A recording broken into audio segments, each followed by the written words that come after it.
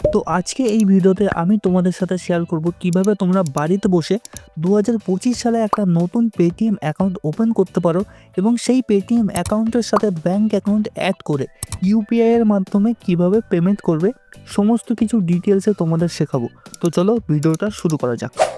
তো পেটিএমে নতুন অ্যাকাউন্ট খোলার জন্য সবার প্রথমে ভিডিও ডেসক্রিপশন বক্সে ক্লিক করবে। ক্লিক করে দেখো আমি পেটিএম অ্যাপ্লিকেশনের লিঙ্ক দিয়ে রেখেছি, ওই লিঙ্কে ক্লিক করে তুমি ডাইরেক্টলি গুগল প্লে স্টোর থেকে পেটিএম অ্যাপ্লিকেশনটা ইনস্টল করে নেবে। ইনস্টল করে জাস্ট তোমাকে পেটিএম অ্যাপ্লিকেশনটা ওপেন করে নিতে হবে। ওপেন করার পর তোমাদের সামনে আসবে পেটিএমের মেন একটা ইন্টারফেস। এরপর তোমাকে যা যা পারমিশন চাবে অ্যালাউ করতে হবে। অ্যালাউ করার পর তোমার মোবাইল নাম্বারটা এখানে পপ আপ হবে, তুমি একটা ফাঁকা জায়গায় ট্যাপ করবে। ফাঁকা জায়গায় ট্যাপ করার পর এখানে তোমাকে তোমার মোবাইল নাম্বারটা জাস্ট টাইপিং করে লিখে নিতে হবে।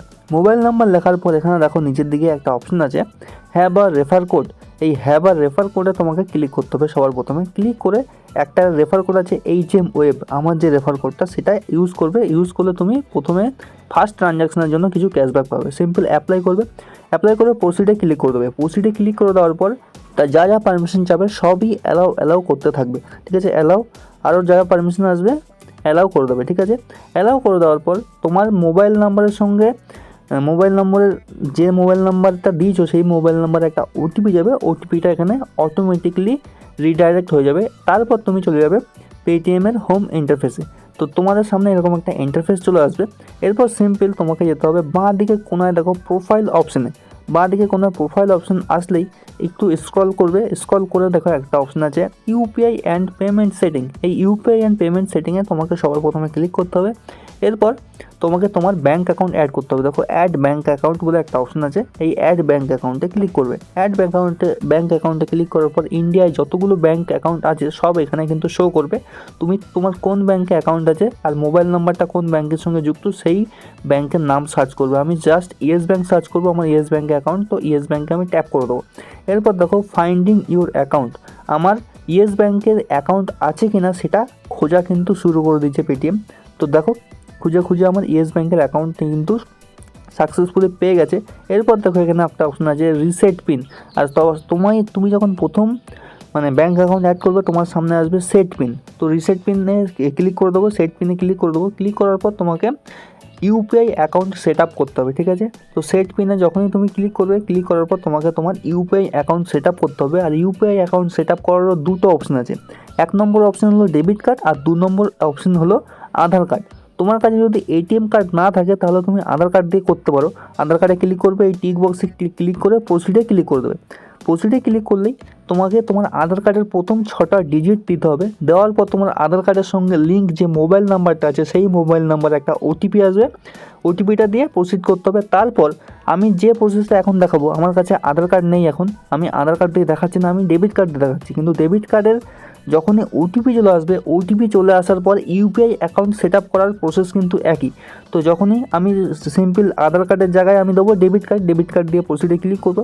প্রসিডে ক্লিক করলেই যা যা স্টেপ আমি ডেবিট কার্ডে করবো ওটিপি আসার পর সেম স্টেপ তোমাকে করতে হবে আধার কার্ডে ওটিপি আসার পর। সিম্পল আমি ডেবিট কার্ডের লাস্ট 6টা ডিজিট দিয়ে দেবো। এবার কবে এক্সপায়ারি হচ্ছে আমার ডেবিট কার্ড আর এক্সপায়ারি ডেট আর এক্সপায়ারি মান্থ দেখবে এটিএম কার্ডে লেখা থাকে 0832 এরকম কিছু একটা লেখা থাকে। তো আমি এখানে এক্সপায়ারি ডেট আর এক্সপায়ারি মান্থ দিয়ে দেবো।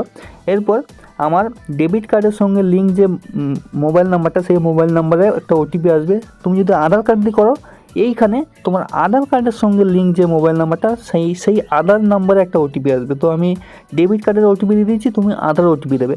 আধার ওটিপি দেওয়ার পর আমাকে এখানে এটিএম কার্ডের পিন চাইছে, তোমাকে এটিএম কার্ডের পিন দিতে হবে না, তো তুমি যে কোনো একটা পিন দিয়ে দেবে। পিন দেওয়ার পর রাইট চিনে ক্লিক করবো। এখানে দেখো 6 ডিজিটের ইউপিআই পিন সেট আপ করতে বলেছে। তো যে ইউপিআই পিনটা দেবে সেই ইউপিআই পিনটা তুমি কিন্তু মনে রাখবে, কারণ প্রত্যেকবার যখনই পেমেন্ট করতে যাবে তখনই এই ইউপিআই পিনটা দরকার হবে।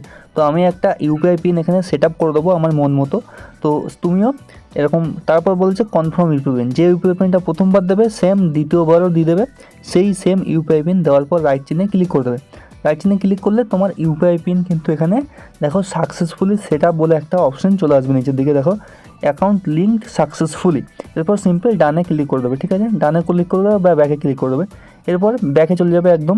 এরপর দেখো অনেকগুলো অপশন আছে, এখানে তোমার UPI account successfully set up করা হয়ে গেছে। এরপর তুমি এখানে স্ক্যান অ্যান্ড পে, মোবাইল নাম্বারে, ব্যাঙ্ক অ্যাকাউন্টে যাকে তাকে পেমেন্ট করতে পারো।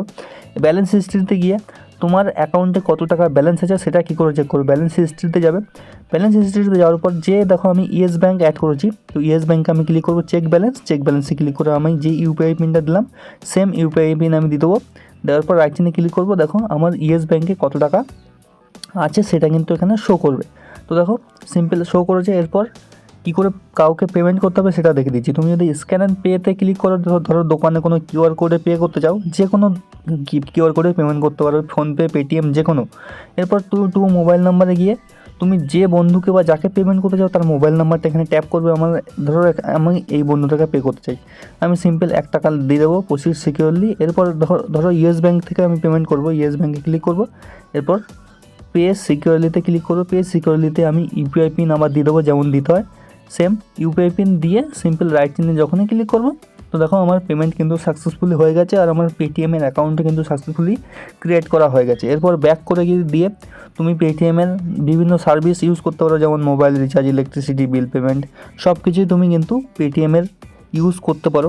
আর এই ছিল আজকের ভিডিওটা ভালো লাগলে লাইক করবে আর চ্যানেলটা সাবস্ক্রাইব করে পাশে থাকবে এরকমই ইনফরমেটিভ ভিডিও আরও পাওয়ার জন্য। Thank you. পরের ভিডিওতে আবার দেখা হবে।